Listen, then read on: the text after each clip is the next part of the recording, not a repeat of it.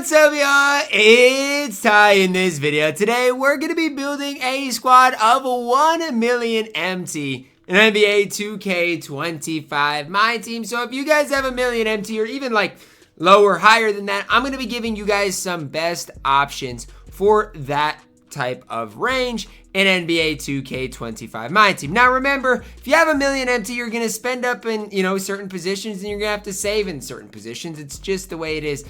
But hopefully that makes sense, and hopefully you guys do enjoy the video. We're going to start off at the point guard position with Galaxy Opal Alex Caruso. Now, price-wise, Caruso's went down a little bit. 93 ball, 95 speed, great defense. I think Caruso is so elite on this game. He can play on budget squads. He can play on the best squad in the game. Why? Caruso on very quick means he has the normal leaner on very quick. D-book dribble style, again, 6'5", great defense.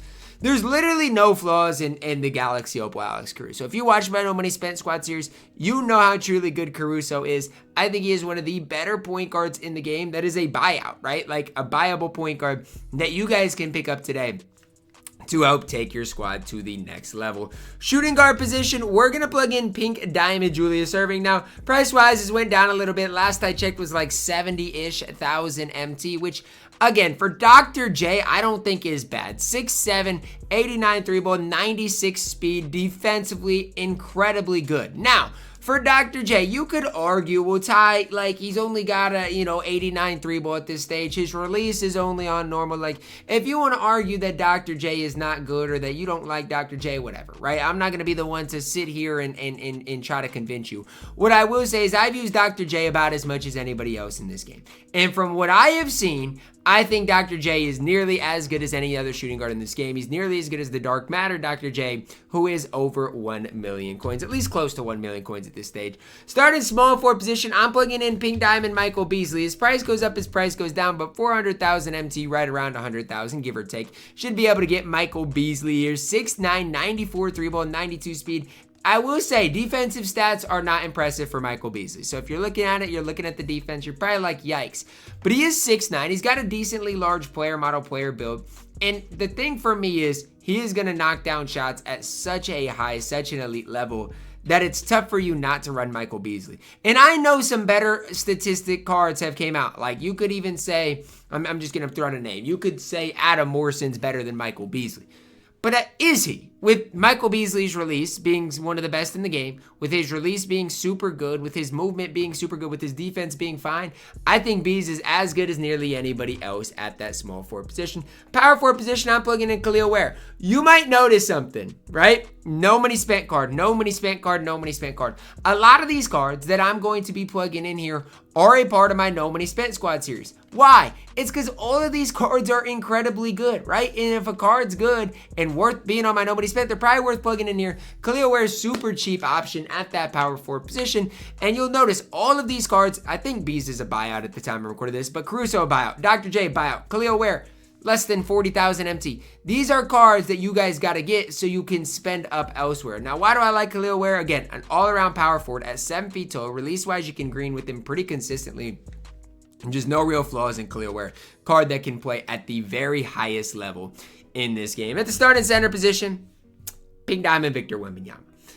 I've got to plug in Wemby. I don't think I've got a choice. As I play more and more, I think I realize that Wemby isn't like, again, I don't even think rebounding wise he's good. I absolutely hate the way Wemby rebounds the ball. I think he should rebound way better than he does. But he's 7'4", and I think defensively it makes such an impact having a guy at 7'4" on the floor. I feel like he plays literally every lane on the court, every lane. I feel like, offensively, the card can shoot over people. He's got the normal leaner, so he can create his own shot. Wemby is worth the amount of coins he's going for if you've got him. He is. He is single-handedly probably the most overpowered card for his value in the entire game. Now, if you have any unsellable cards, like let's say you have Corey Brewer, Joakim Noah, obviously run that duo. But I'm just saying from scratch, no reward cards. Obviously, if you got Brandon Roy, run him. But if you don't have reward cards, this is my starting lineup that I'd plug in. Heading to the bench unit, I really love Pink Diamond Dyson Daniels. I like the card a ton. He plays a lot of defense. He knocks down shots. He's 6'7", I mean, offensively, like, no, he's not going to be, let's say, like the most complete offensive player in the game, but can knock down the open shot. And again, defensively, he is off the charts good. Backup 2-guard, backup shooting guard position, Pink Diamond, Paul George. I've used my array of shooting guards, and I still think for their value, Pink Diamond, Dr. J, and Pink Diamond, Paul George are as good as anybody else for their respective value in the game. Again, that's my opinion. You guys might have your own favorite shooting guards, but from what I have used and from what I have experienced, those are the two shooting guards that for their price, to me, really stand out. And again, when you pull up Dyson Daniels, let's look at the two cards. When you pull up Dyson Daniels, defensively, so elite. And honestly, I feel like we've got enough offense, so I don't need Dyson to do a ton offensively. Defensively, he's elite. Wish rebounding-wise, he was slightly better, but the card is still elite. Pink Diamond, Paul George. Things that really stand out here: 95 3-ball, 94 speed. Two most important stats are absolutely elite for Paul George on this game. Small forward position. This is one I don't even necessarily love, but I'm plugging in Pink Diamond Bron. Now, what part of it do I not love? His price. He is still relatively expensive, but I think because how easy LeBron James is to use, you've got to put him in on here. Like, I think you could have some other guys like Diamond Paolo, some other guys that you personally like. But I think with what Pink Diamond LeBron gives you on the floor, he is deserving of being mentioned here on this squad. Backup 4, I'm plugging in Hakeem Olajuwon. Now let's start with LeBron James. Again, stat-wise, not always the greatest, but he does have 95 speed, can knock down shots, can get every badge in the game. So elite. Now for Hakeem, thought about plugging in Diamond, Jaren Jackson Jr. I just think Hakeem gives you slightly more on the floor with his player model, player build. Release-wise, I don't think it's bad. I would say I think it might take you guys a little bit of getting used to it, but I really don't mind Hakeem's release whatsoever. I think it's easy to time, I think it's easy to green, and if you're using Hakeem Olajuwon, you're probably going to enjoy the card. And wrapping things up at our backup center position, I'm plugging in Alex Sarr. Now, I will say this for Alex Sarr. On my no money spent, I've got to find a way to get him back in the rotation. I do, because I like the card. He green shots, has, decent player build at 7'1", can compete on the interior. And is he as good as a guy like Victor Wembanyama? No, absolutely not. But can he hold it down for the bench unit?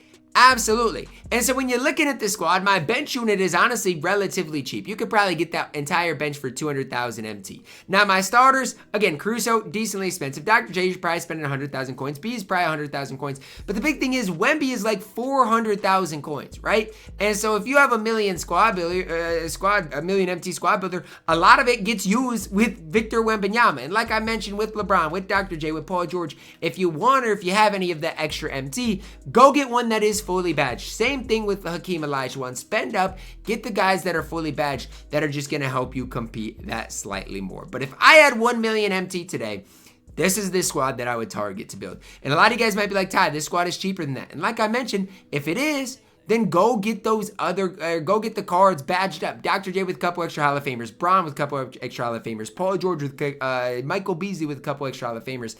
And then you're going to notice those cards perform way better. That is going to wrap it up for my video today. Let me know your thoughts on it down below in the comments. Drop a like on it. Subscribe if you are new. And as always, man, I love you guys. Have a blessed day.